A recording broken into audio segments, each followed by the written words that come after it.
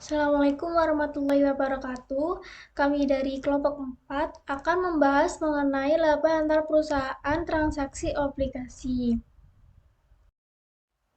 Kami yang beranggotakan 5 orang, yaitu yang pertama Nadia Sabella Putri dengan NPM belakang 281, yang kedua Nazifa Salvia dengan NPM belakang 302, yang ketiga Syaira Irdina yang dengan NPM belakang 304, yang keempat, Fenia Ludita dengan NPM belakang 308, lalu yang terakhir yaitu Hikmalia Zara dengan NPM belakang 314.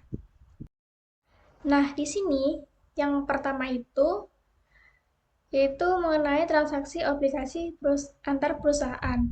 Nah, pada saat perusahaan itu menerbitkan obligasi, kewajiban obligasinya itu akan mencerminkan tingkat bunga pasar saat ini. Nah, perubahan dalam suku bunga pasar itu menciptakan perbedaan antara nilai buku dan nilai pasar kewajiban tersebut. Jika suku bunga pasar meningkat, maka nilai pasar kewajibannya itu akan menurun. Nah, penurunan suku bunga pasar ini itu menimbulkan kerugian yang belum direalisasikan yang tidak diakui juga. Lalu, jika opsi nilai wajar itu tidak digunakan, maka perusahaan penerbit itu dapat mengakui keuntungan atau kerugian yang sebelumnya tidak diakui pada obligasi yang beredar dengan menarik kembali obligasi yang beredar itu. Nah, si induk perusahaan itu akan mengendalikan semua pelunasan utang dan keputusan lainnya untuk entitas yang dikonsolidasi. Nah, ada 4 opsi ya.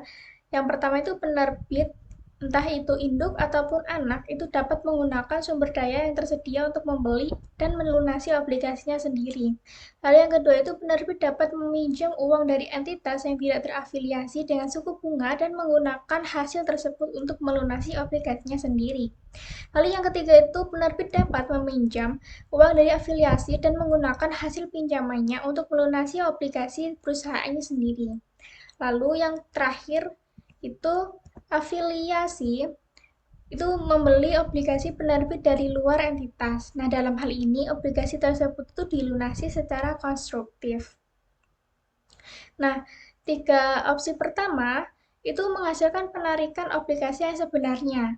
Nah, jika penerbit itu tidak menggunakan opsi nilai wajar, penerbit itu mengakui keuntungan atau kerugian yang sebelumnya itu tidak diakui dalam 3 situasi ini, dan kemudian memasukkannya dengan tepat dalam pengukuran laba bersih konsolidasi.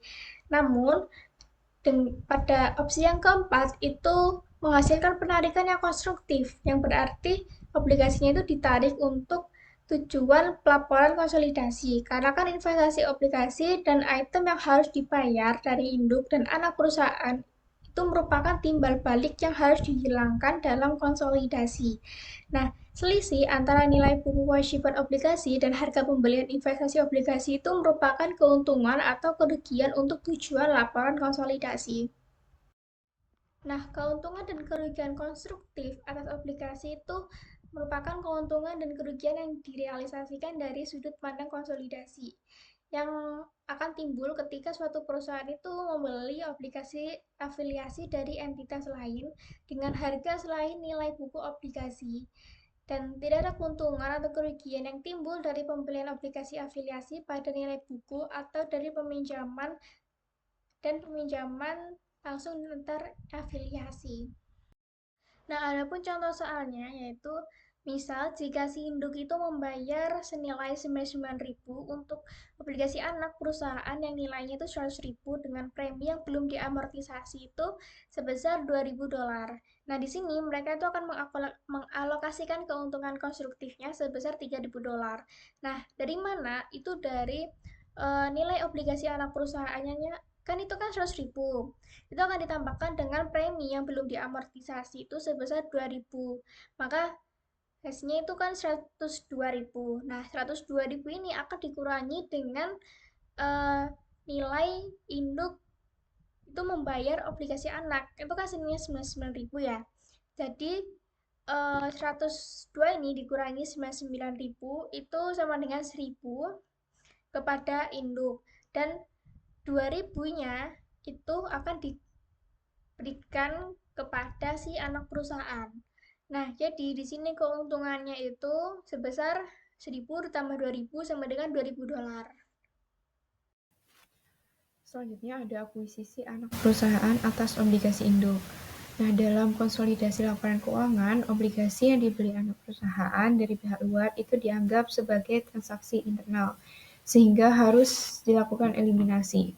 Jika anak membeli obligasi dengan harga berbeda dari nilai tercatat obligasi di induk, maka akan timbul laba atau rugi yang belum direalisasi yang harus dieliminasi dalam laporan konsolidasian.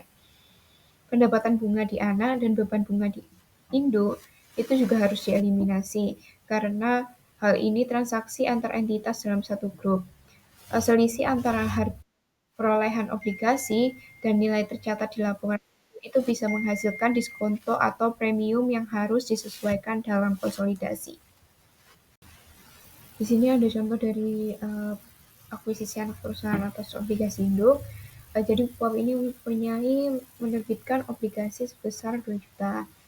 Sun Corporation, anak ini memiliki 80% kepemilikan dari POP, kemudian membeli kembali sebanyak 200.000 dengan harga 209.000. Kemudian ada terjadi kerugian konstruktif sebesar 9.000 dari sudut pandang entitas konsolidasi. Kemudian ada entry jurnal di pembukaan POP, itu ada pendapatan dari SON, itu di debit sebesar 9.000, kemudian ada investasi pada SON sebesar 9.000 di kredit.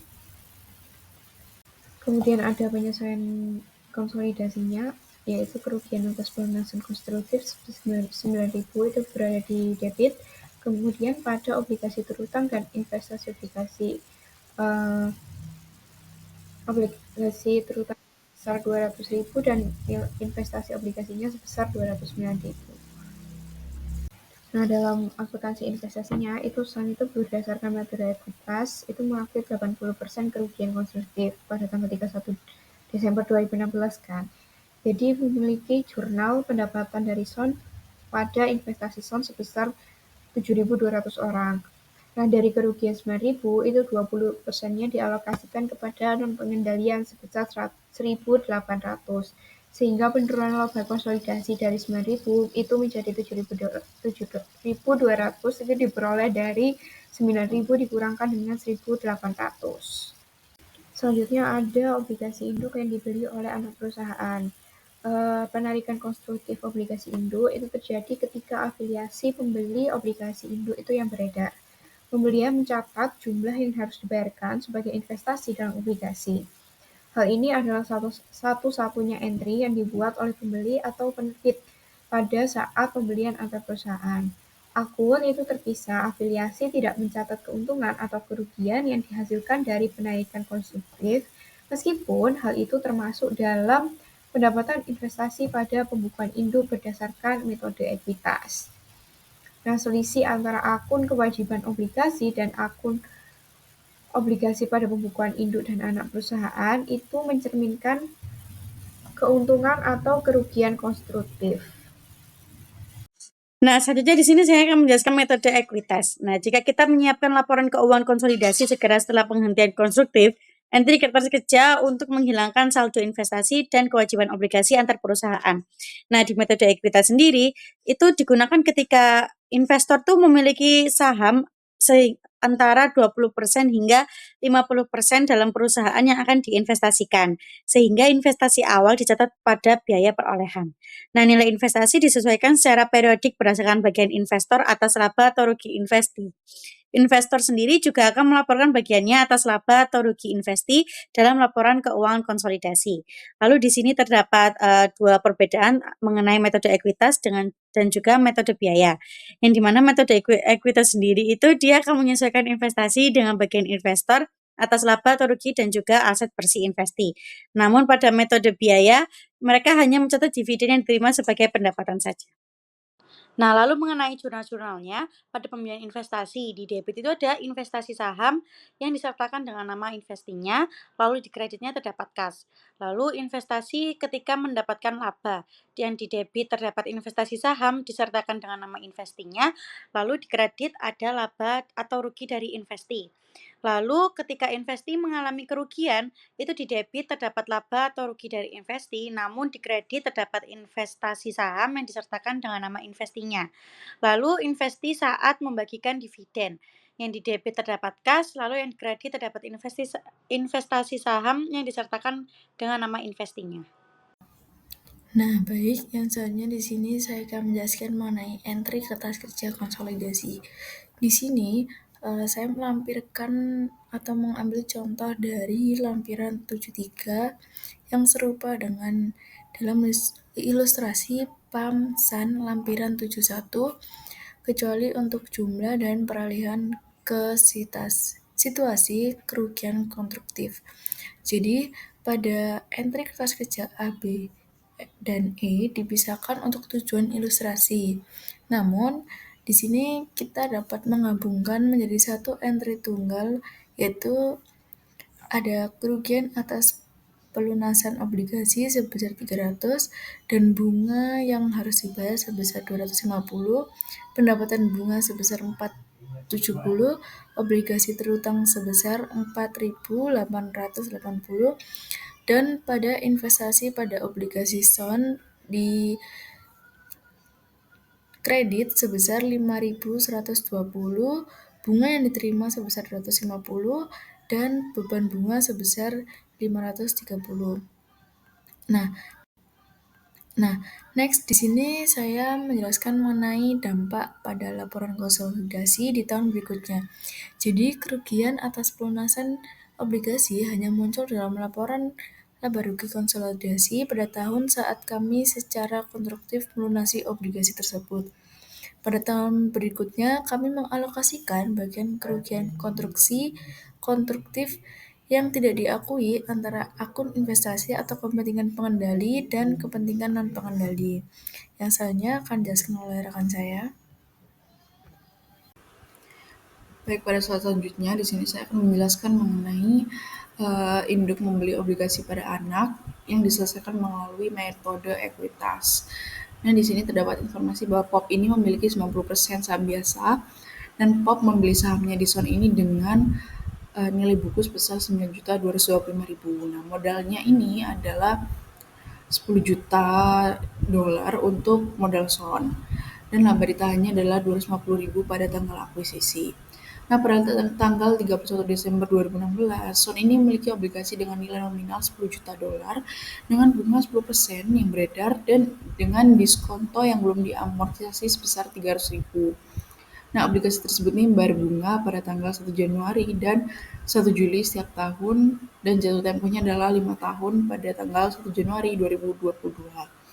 Pada tanggal 2 Januari 2017, POP ini membeli 50% obligasi SON yang beredar seharga 5.150.000 dengan tunai. Nah, karena ini adalah merupakan pelunasan konstruktif sehingga mengakibatkan kerugian sebesar 300.000. Nah, di mana entitas ini konsolidasi ini melunasi kewajiban sebesar 4.850.000, yakni dapat dari 50% dari nilai buku obligasi sebesar 9.700.000 dengan biaya sebesar 5.150.000. Nah, untuk informasi selanjutnya tertera pada informasi selanjutnya.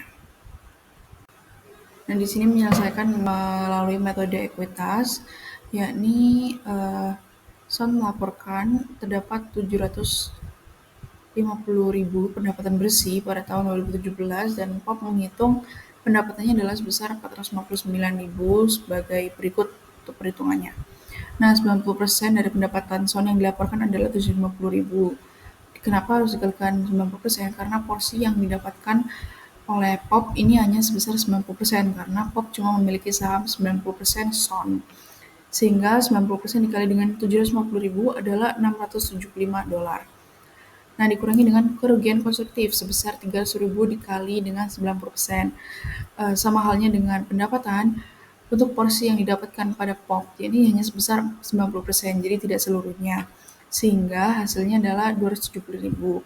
Lalu ditambah dengan pengakuan kerugian konstruktif sebesar 60.000 dolar dikali 90%, ini hasilnya 54. Sehingga pendapatan investasi dari SON adalah benar sebesar 459.000 dolar. Nah, selanjutnya adalah jurnal yang dibuat POP untuk mencatat investasinya di SON selama tahun 2017. Nah, pada tahun 31 Desember 2017, jurnalnya adalah Investment in SON pada Income from SON sebesar $675.000. Lalu jurnal pada 31 Desember 2017 ini Income from SON pada Investment in SON adalah sebesar $270. Nah, ini untuk menyesuaikan pendapatan investasi dari SON sebesar 90% dari kerugian pada pelunasan konsumtif obligasi SON. Lalu jurnal selanjutnya adalah Investment in SON pada Income from SON, ini sebesar 54. Nah, di sini untuk menyesuaikan pendapatan investasi dari SON sebesar 90%. Nah, pengakuan sebagian kerugian konsumtif sebesar 60.000 pada obligasi SON selama tahun 2017. Baik, sekian yang bisa saya sampaikan. Selanjutnya akan dijelaskan oleh rekan saya. Nah, di sini kita akan lanjut ke pembahasan kasus. Yang pertama itu kasus satu dulu, yaitu Dollar Bird Corporation menerbitkan 5.000 obligasi dengan nilai nominal $1.000 dan kupon 12% pada tanggal 1 Januari 2024. Nah, bunga itu dibayarkan pada tiap tanggal 1 Januari dan 1 Juli tiap tahunnya. Obligasi akan jatuh tempo pada tanggal 1 Januari 2029. Pada tanggal 1 Januari 2026, Branch Corporation, anak perusahaan yang dimiliki 80% oleh Dollar Bird, membeli 3.000 obligasi tersebut di pasar terbuka dengan harga $1.015. Nah, laba bersih terbesar Dollar Bird untuk tahun 2026 sudah mencakup beban bunga tahunan di seluruh 3.000 obligasi tersebut. Laba bersih terbesar Branch adalah $300.000 yang sudah mencakup bunga obligasi yang diterima pada 1 Juli serta akruan pendapatan bunga yang diperoleh pada 31 Desember. Di sini, untuk pertanyaan pertama yaitu berapa jumlah laba atau rugi dari pembelian obligasi Dollar Bird secara antar perusahaan pada tanggal 1 Januari 2026. Yang kedua, jika obligasi awal yang diterbitkan pada 1006 dan 80% dari obligasi tersebut dibeli oleh Branch pada tanggal 1 Januari 2027 dengan harga 980, maka laba atau rugi dari pembelian antar perusahaan tersebut adalah jika nomor 3, yaitu jika obligasi awal yang diterbitkan pada 1030 dan 70% dari obligasi tersebut dibeli pada tanggal 1 Januari 2026 dengan harga 1040, maka laba atau rugi konstruktif dari pembelian tersebut adalah. Lalu yang keempat, yaitu menggunakan informasi awal berapa jumlah beban bunga konsolidasian untuk tahun 2026. Lalu yang kelima, yaitu menggunakan informasi awal berapa saldo untuk akun obligasi yang harus dibayar dan bunga obligasi yang masih harus dibayar dalam neraca konsolidasi pada pertanggal 31 Desember 2027. Nah, di sini untuk pertanyaan yang pertama yaitu nilai total obligasinya itu didapatkan dari um, $5.000 5.000 obligasi yang diterbitkan oleh Dollar Bird Corporation yang akan dikalikan dengan nilai nominal obligasi tersebut yaitu senilai $1.000 yang menghasilkan 5 juta dolar. Nah, kemudian untuk menghitung porsi yang diberhentikan itu dari 3.000. Nah, 3.000 itu dari si Branch Corporation itu membeli 3.000 obligasi yang kemudian akan dibagikan dengan berapa jumlah Dollar Bird Corporation itu menerbitkan, yaitu kan senilai 5.000. Jadi di sini 3.000 dibagi 5.000 sama dengan 60%. Nah, kemudian untuk mencari BV atau book value itu dari 60%. Nah, 60% itu dari yang sebelumnya sudah diperhitungkan yaitu porsi yang diberhentikan yang kemudian akan dikalikan dengan nilai total obligasi yaitu 5 juta. Jadi 60% dikalikan 5 juta itu sama dengan 3 juta. Nah, kemudian untuk menghitung harga beli itu dari 3.000. Nah, 3.000 ini dari Branch Corporation membeli 3.000 obligasi dari Dollar Bird. Itu kemudian akan dikalikan dengan nilai nominal dari 3.000 obligasi tersebut yaitu 1.015. Jadi 3.000 dikali 1.015 yaitu senilai 3.045.000. Nah, untuk mengetahui apakah ini tuh laba atau rugi, itu dari PV dikurangi dengan harga beli. Jadi 3 juta dikurangi dengan 3.045.000 sama dengan minus 45.000. Nah, di sini diketahui bahwa nilai total obligasinya itu rugi.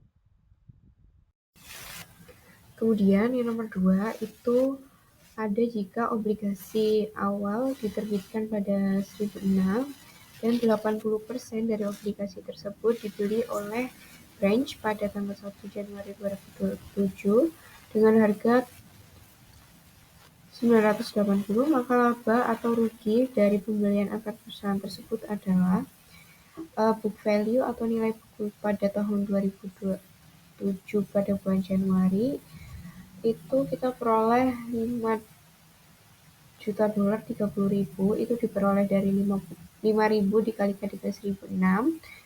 Kemudian ada porsi yang diberhentikan sebesar 80%. Jadi book value itu dikalikan dengan porsi yang diberhentikan hingga hasilnya itu 4 juta 24 dolar. Kemudian harga belinya di sini ada 3.920.000 itu berasal dari 4.000 dikalikan dengan 980 sehingga menghasilkan laba sebesar 104.000. Itu dari hasil 4.024.000 tadi dikurangkan dengan harga beli sebesar 3.920.000 sehingga hasilnya laba 104.000. Kemudian yang ketiga itu ada jika obligasi awal yang diterbitkan pada 1030 dan 70% dari obligasi tersebut dibeli pada tanggal 1 Januari 2028 dengan harga 1.040, maka laba atau rugi konstruktif dari pembelian tersebut adalah book value 1 Januari 2028 itu sebesar 5.150.000 diperoleh dari 5.000 dikalikan dengan 1.030. Kemudian ada porsi yang diberhentikan sebesar 70%, kemudian dikalikan 70% dikali dengan book value-nya 5.150.000, jadi hasilnya 3.605.000. Kemudian harga belinya sendiri itu 3.640.000, sehingga laba atau kerugiannya itu sebesar 35.000 dengan hasil rugi. Kenapa rugi? Jadi di sini hasil book value dikalikan dengan porsi yang diberhentikan itu 3.605, sedangkan harga belinya itu lebih tinggi daripada harga yang tadi, sehingga hasilnya 35.000 mendapatkan kerugian. Lalu yang selanjutnya itu nomor 4 yaitu menghitung beban bunga konsolidasian. Nah, di sini itu caranya dari 5 juta 5 juta itu dari nilai total obligasi yang kemudian akan dikurangi dengan BV atau book value yang kemudian akan dikalikan dengan 12%. Nah, 12% ini dari mana? Itu dari kupon yang diberikan oleh Dollar Bird Corporation. Jadi di sini 5.000 dikurangi 5 juta dikurangi 3 juta itu sama dengan 2 juta. Nah, 2 juta ini akan dikalikan dengan 12% kupon, itu sama dengan 240.000 dolar. Jadi di sini saya akan menjawab nomor 5 dari kasus 1, yaitu soalnya menggunakan informasi awal berapa saldo untuk obligasi yang harus dibayar atau bonds payable dan bunga obligasi yang masih harus dibayar atau bond interest payable dalam neraca konsolidasi per tanggal 31 Desember 2027. Jadi di sini ada jawaban saya yang dimana utang obligasinya yaitu 5 juta dikurangi 3 juta itu dari jawaban nomor 1, yaitu terdapat 2 juta. Lalu obligasi yang harus dibayarkan ada 2 juta dikali 6% atau 12% dibagi 2 sama dengan 6%.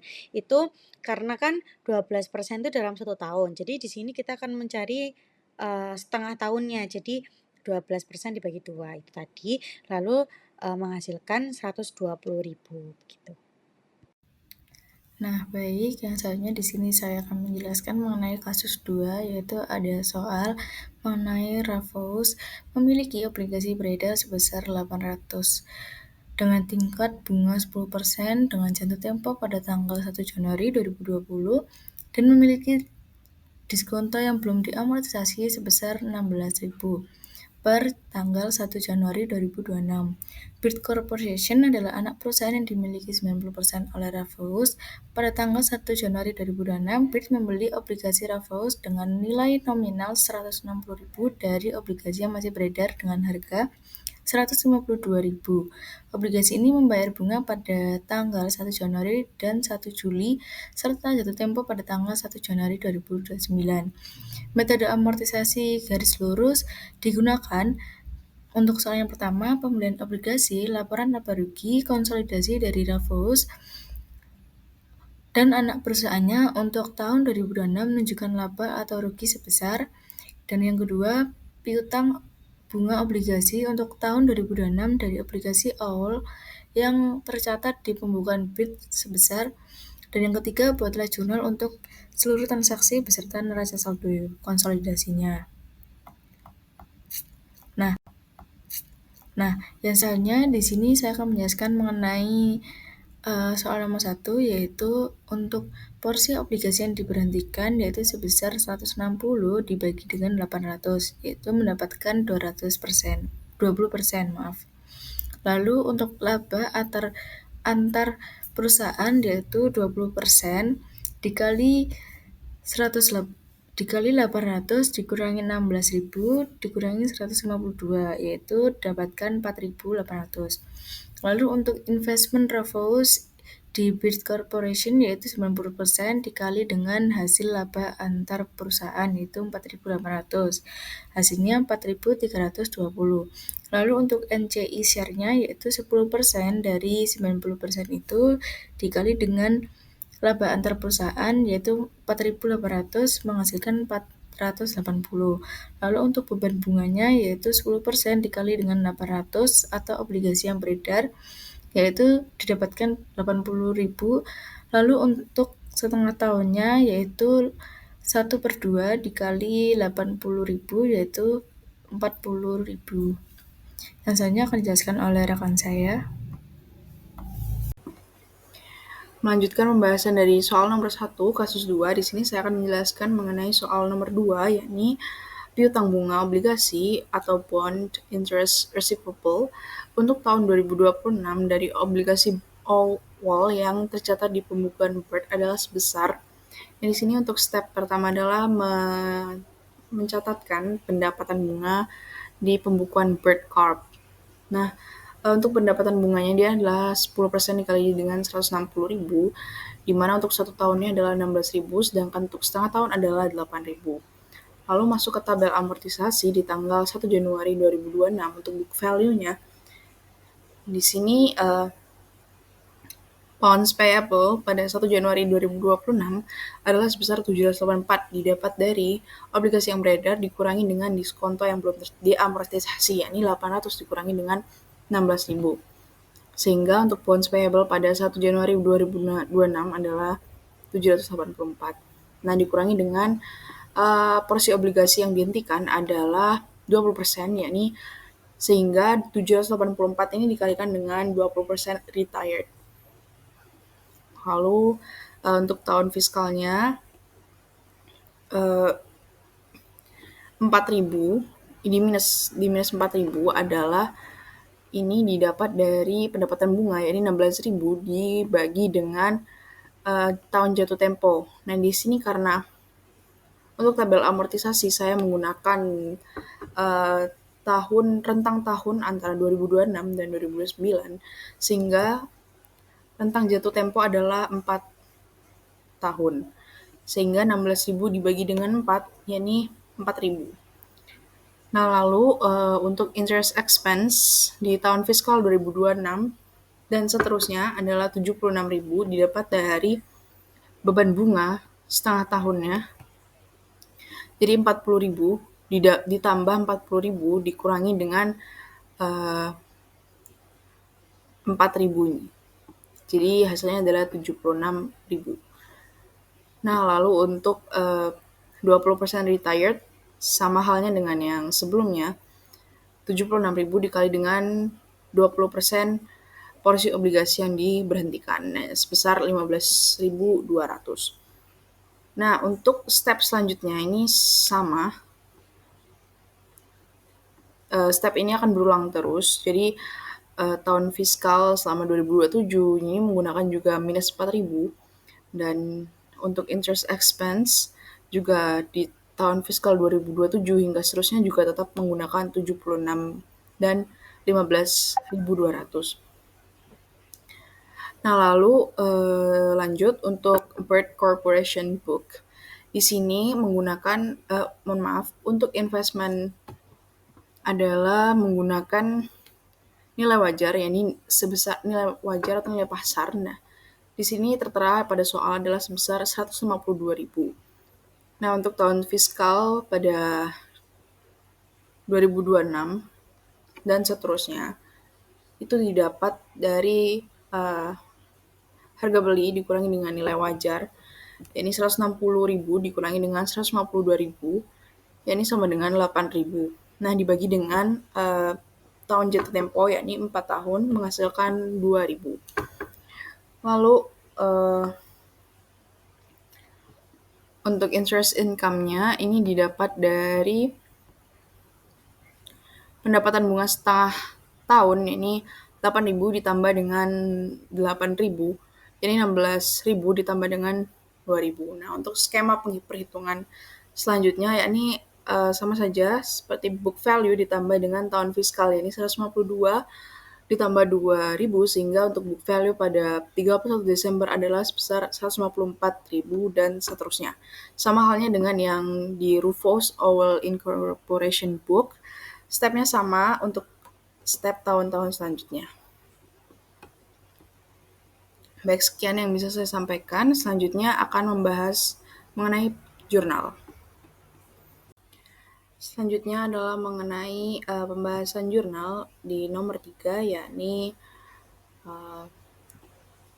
buatlah jurnal untuk seluruh transaksi beserta neraca konsolidasiannya. Di sini untuk jurnal tahun 2026 adalah bonds payable pada investment in bond pada gain on retirement of bonds, diambil dari tabel amortisasi yang pada tanggal 31 Desember 2026 nominalnya. Sehingga untuk nominal pada bonds payable adalah sebesar 156 dan investment in bonds adalah 154.000, sehingga untuk gain on retirement of bonds adalah sebesar 2.000. Lalu selanjutnya adalah jurnal interest income pada interest expense pada gain on retirement of bonds. Nah, di sini untuk interest income adalah 18.000 dan interest expense adalah 15.000, sehingga selisihnya adalah 2.800. Selanjutnya adalah interest payable adalah sebesar 8.000 pada interest receivable sebesar 8.000. Nah, yang selanjutnya di sini saya akan menjelaskan mengenai jurnal untuk tahun 2029, yaitu ada bond payable sebesar 153.600 dan ada interest income sebesar 18.000 didapatkan dari interest income untuk tahun 2029. Lalu ada investment in Bird Corporation yaitu sebesar 10.000 didapatkan dari 8.000 ditambah dengan 2.000. Lalu untuk kreditnya ada investment in bond yaitu sebesar 160 yaitu didapatkan dari investment in Bird Corporation. Lalu ada interest expense yaitu sebesar 15.200 itu didapatkan dari tabel. Lalu untuk yang selanjutnya ada jurnal interest payable pada investment receivable yaitu sebesar 8.000. Sekian dari kelompok kami. Wassalamualaikum warahmatullahi wabarakatuh.